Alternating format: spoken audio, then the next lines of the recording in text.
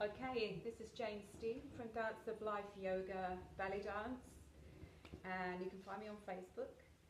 And this is my third video. The first two I was talking about how to develop a yoga practice. I'm a yoga teacher and a belly dance teacher. This video and the next few videos are going to be about how to empower yourself, how to reconnect to the powerful you. Okay, and the reason that I'm doing this video was a couple of days ago I was doing a yoga practice, quite a strong, dynamic yoga practice, and I felt amazing because I've actually not been feeling fantastic lately, just very low on energy. We're at the end of July and I'm speaking from New Zealand, so we're sort of still in the grip of winter, and but the days are starting to get longer now for us. So the energy is changing a little bit, which is great. And if you're watching me from the North Hemisphere, by the way, you're in the middle of winter and you've just broken up from school and whatever. So you're just enjoying a summer holiday. You don't have to think about our spring or your autumn, but I'm just giving you some perspective. So I did this yoga practice and felt amazing and just felt unstoppable and expansive. And it reminded me of when I spent 5 days doing an immersion with Shiva Rea back in March, when it was actually hot here. And I came away from that 5 days feeling incredible because we were doing loads of yoga and so much clearing and healing and really good nutrition, fresh food, no meat, no wine, herbal teas, lots of water. I just felt incredible when I came back. And you forget that you can feel like that. So there are ways and means that we can reconnect with that feeling, okay? Because it's always there, it doesn't go anywhere actually, it's just that we drift away from it. And there are ways that we can bring ourselves back. But I just wanted to give you a little bit of background first before I give you a little thing for you that you can do this week. And that is just to talk about all the stuff that's happening in the world at the moment can make us feel powerless. So just, the world is going through trauma at the moment, really. And although I can't really explain what is going on exactly or why it's happening, we are becoming more aware of the corruption that's there at the top levels, and just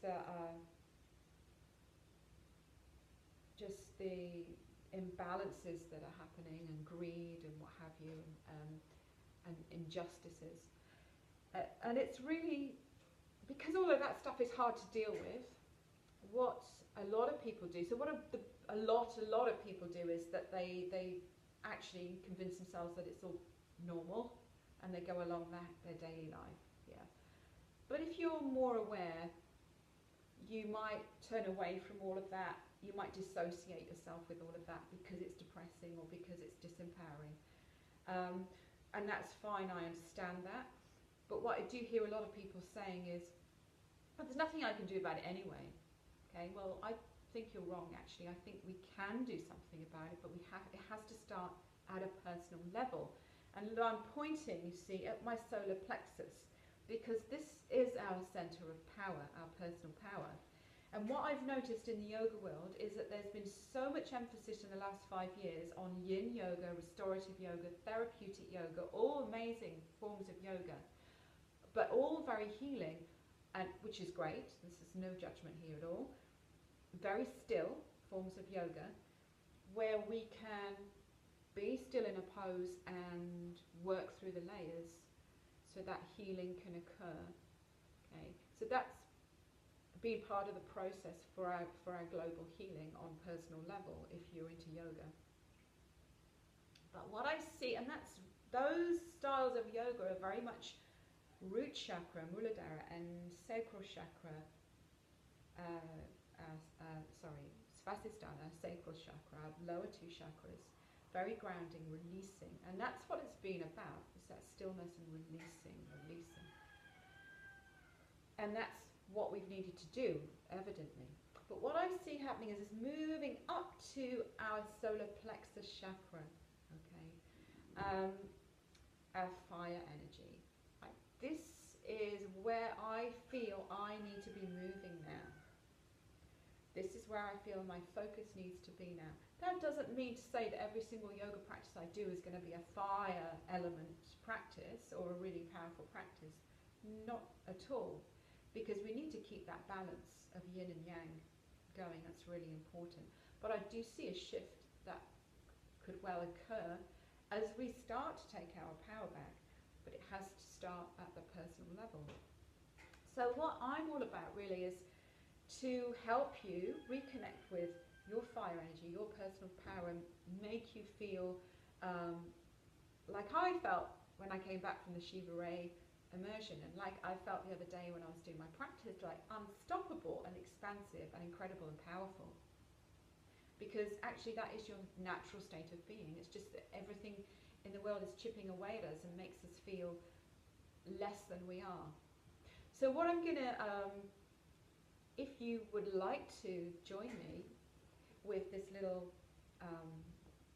program of finding your power and reconnecting with your power, then I would say for this week, try and do a little bit of yoga practice every day, even if it's just that 10 minutes, even if it's a really soft practice, yeah, it doesn't matter, just any practice, breathing and spending time for yourself doing your yoga practice.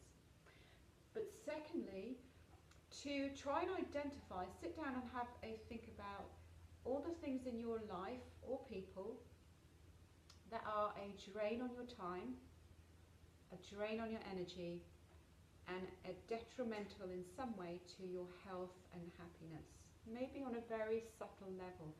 So I'm talking about the addictions in your life. It could be like things like Facebook or TV or computer games or yeah, whatever, your glass of wine or two when you're making dinner that you can't do without, those kind of things. You know, what are your saboteurs in your life? And you know what they are. And I'm not asking you to do anything about them. I just want you to write them down. So this first stage is just to be aware of them. Okay. And then I'll come back next week and we can explore where we're going to go next. So good luck and namaste. Have a fantastic week.